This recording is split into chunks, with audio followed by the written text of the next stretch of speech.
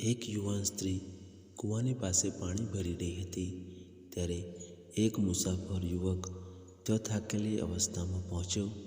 તેણે યુવતીને થોડું પાણી પીવડાવવા માટે કહ્યું અને પેલી યુવતીએ તેને પાણી આપ્યું. પાણી પીધા પછી તે યુવકે પેલી યુવતીને પૂછ્યું, શું તમે મને એ કહી શકશો, એવું શા માટે કહેવાય છે કે ભગવાન પણ સ્ત્રીના ચરિત્રને ઓળખી શકતા નથી? પેલા યુવકને આટલું પૂછતાં જ પેલી યુવતી જોર જોરથી બોલવા લાગી, બચાવો બચાવો. તેનો મોટો અવાજ સાંભળીને પેલા યુવકને પરસેવો વળી ગયો. તે યુવતીને પૂછવા લાગ્યો કે તે આવું શા માટે કરી રહી છે. જવાબમાં પેલી યુવતીએ કહ્યું કે એટલા માટે કે ગામના લોકો મારો અવાજ સાંભળીને દોડતા આવે અને તેને ખૂબ મારે કે જેથી તારા હોશ ઠેકાણે આવી જાય. આ સાંભળીને તે યુવકે યુવતીને કહ્યું કે હું તો તમને એક ખૂબ માનનીય સ્ત્રી સમજી રહ્યો હતો, પણ મારી મતિ મરી ગઈ હતી કે મેં તમને આવું પૂછ્યું.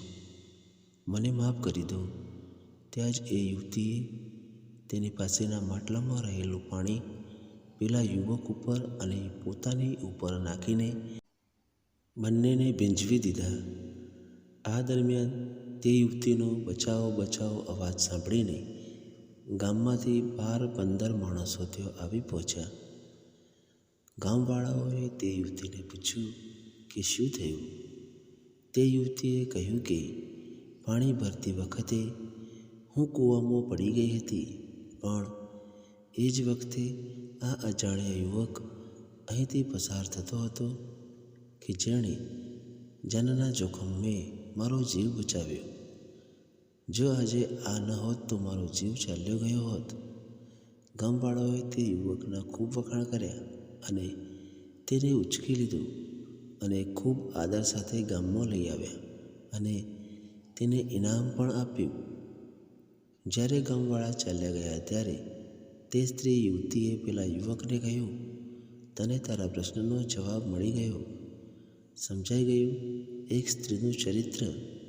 જો તમે સ્ત્રીને દુઃખ આપશો, હેરાન કરશો તો તમારું સુખ ચેન છીનવી લેશે, પણ જો ખુશ રાખશો તો તે તમને મોતના મુખમાંથી પણ પાછા ખેંચી લાવશે.